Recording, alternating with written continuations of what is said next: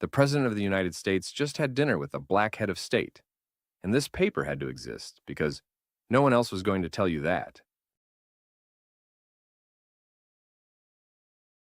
This is the Monitor out of Omaha, Nebraska, Friday, June 18th, 1926.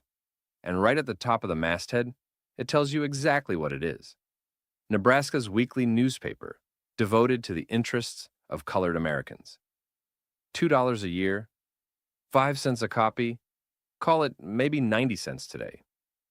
The Reverend John Albert Williams, editor. This paper existed because the white press in Omaha wasn't covering this community's life. That's not an accusation.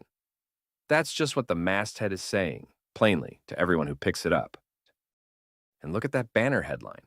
It fills the entire width of the page. Coolidge dines Haitian president.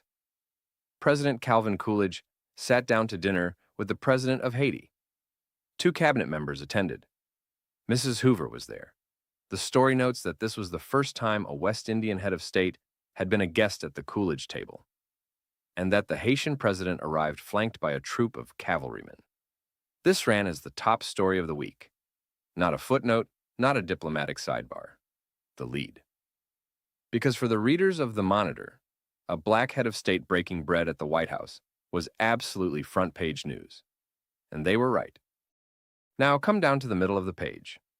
This block of dense text is a full petition, addressed directly to President Coolidge, signed by the United Colored American Committee and the National Equal Rights League. It's dated to the sesquicentennial of the Declaration of Independence, 1926. 150 years of a document that said all men are created equal. The petition calls on Coolidge to abolish, by executive order, the segregation of black federal employees across every department: Treasury, Justice, Post Office, Army, Navy. It calls that segregation, and I'm quoting directly here, a denial of equality of citizenship. They printed the full text, name and address lines at the bottom, like a sign-up sheet. They were asking readers to mail it in. And over in the upper right of this view, there's a South Carolina Supreme Court story. A unanimous opinion, May 28, 1926. The court reversed the murder convictions of 2 men.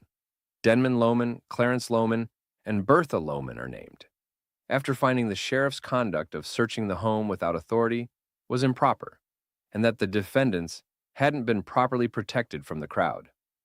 The Monitor is tracking this case. The white papers in South Carolina weren't leading with it.